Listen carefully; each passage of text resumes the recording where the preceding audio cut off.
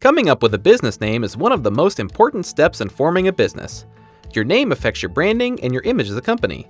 Let's get you started on the right path to picking a solid business name in Vermont. Vermont is an excellent place to start a new business. With some of the best access to venture capital, it has the 8th highest business survival rate in the nation. Every state has slightly different requirements for naming a business.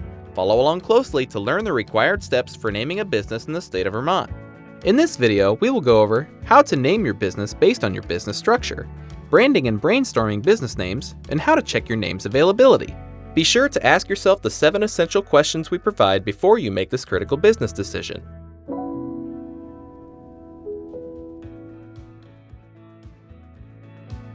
1.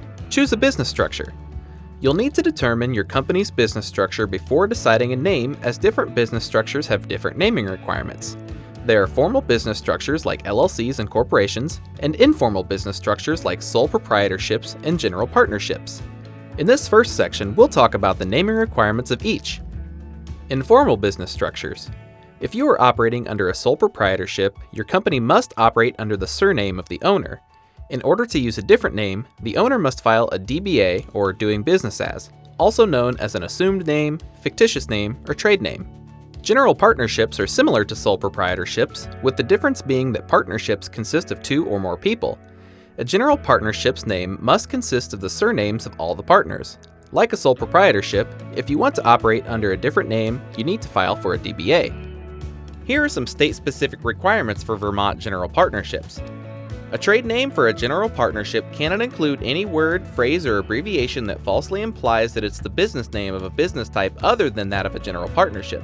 These include corporation, incorporated, company, limited, professional corporation, etc. LLC or limited liability companies.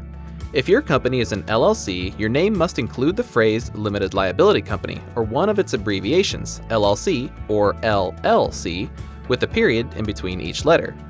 Restricted words such as bank, attorney, law office, etc. may require additional paperwork and may also need a licensed professional to be part of the LLC.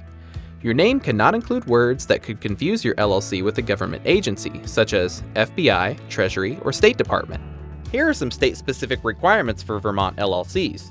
Your name cannot include words or phrases that, in context, denigrate or defame people or groups based on race, color, religion, ancestry, national origin, sex, sexual orientation, gender identity, place of birth, age, or disability. Your name cannot include words or phrases that, in context, depict or describe sexual or excretory organs or the activities or products thereof.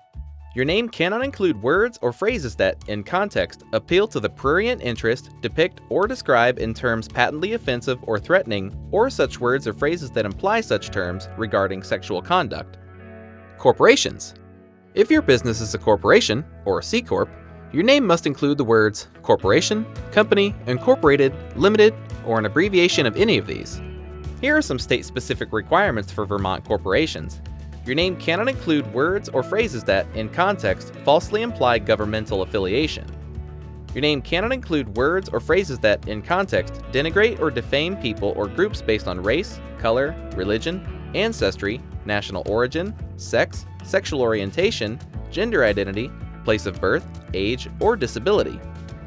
Your name cannot include words or phrases that, in context, depict or describe sexual or excretory organs or the activities or products thereof.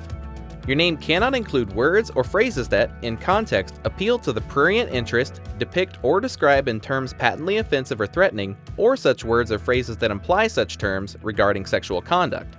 Your name cannot include the word cooperative or its abbreviation unless the corporation is a worker cooperative corporation or it is organized as a cooperative association. When choosing your business structure, you may hear the term S Corp, which isn't actually a business structure, but a type of tax structure used by an LLC or corporation. If your business is taxed as an S Corp, follow Vermont's naming requirements for the business structure you chose. For all business structures, your name must be distinguishable from other existing businesses in Vermont. A couple examples of names not being distinguishable would be Auto Store Inc. versus Auto Store LLC. The only difference in the name is the business structure. Changing the words the, an, or a in front of your business name does not make it distinguishable. For example, the Auto Store Inc., and an Auto Store Inc. are not distinguishable from each other. Using an ampersand instead of and, or vice versa, such as Smith and Smith, is not different enough from Smith and Smith using an ampersand. Your business name can't have words that sound identical to another business with a different spelling. Boys Inc. with an S and Boys Inc. with a Z are not distinguishable. 2. Branding and brainstorming. When picking your business name, you'll also want to consider whether your legal business name will be your brand name or if you will have a separate brand name. Your legal name is what is listed on your formation documents. This includes words required based on your business structure, such as LLC, Corp, or Company. Your brand name is the name you use to market your company and the name that clients and customers see and use.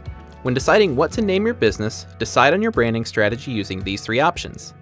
Do you want your business's legal name to also be your brand name, such as Tiffany & Co.? Do you want your legal business name to be different from your brand name? Hewlett-Packard is HP. Do you want to have a legal business name and several different brand names? Gap Inc. is their legal business name, but their brand names are Gap, Old Navy, and Banana Republic. While you're thinking about how to brand your business, start brainstorming some business names. You should start by brainstorming at least 4 to 5 potential names. The goal is to come up with a few catchy and creative names, then check to see if they are available. A good brainstorming session should last 15 to 45 minutes, and it's important that you're comfortable. Think snacks, water, a comfy place to sit, and your favorite pen. Use a timer and don't stop till it goes off. If you need more time, take a 15-minute break, walk around a bit, grab some more water, and start again. After doing some brainstorming and coming up with a list of a few business names to choose from, ask yourself these questions to help pick a name or refine some of the names you have. Is my name simple and shorter rather than longer? A simple name will be easier to remember, easier to talk about, and easier to write. You can avoid some hassle by having a simple and short name. Shorter business names are easier to remember and generally simpler than long business names.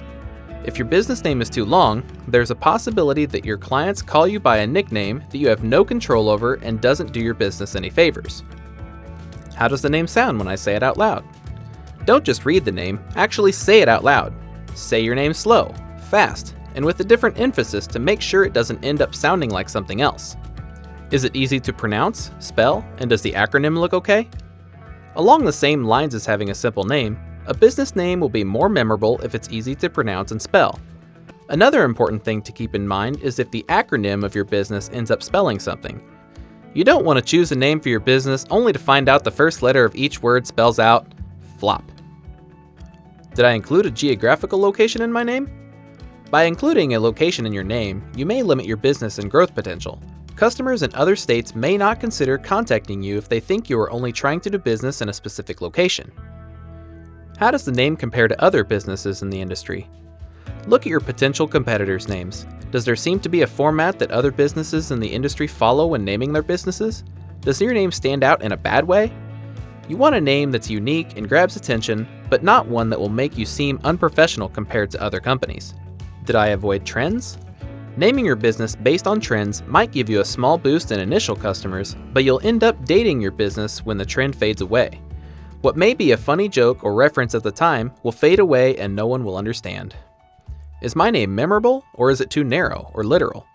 Although you want a simple name and one that describes your business's mission, you don't want one so unoriginal that it won't stand out in a crowd. You want to convey your niche or your uniqueness, and your name is a great place to do that. 3. Complete name searches. Once you've narrowed down to just a few names, you'll want to check to make sure the names are available. The first and most important search is Vermont's business database. If the name is not available, you'll have to adjust your name or use a different one. We provide instructions to search your business name in Vermont on howtostartanllc.com, linked below. Searching is free. To learn more, visit Vermont naming guides linked in the description below. After confirming your name is available in Vermont, we recommend doing a domain search to see if your name is available as a URL. Even if you don't plan on making a website today, we recommend buying your domain in order to prevent others from acquiring it. Next, do a quick search on the U.S. Trademark Electronic Search System and see whether someone has already trademarked your name.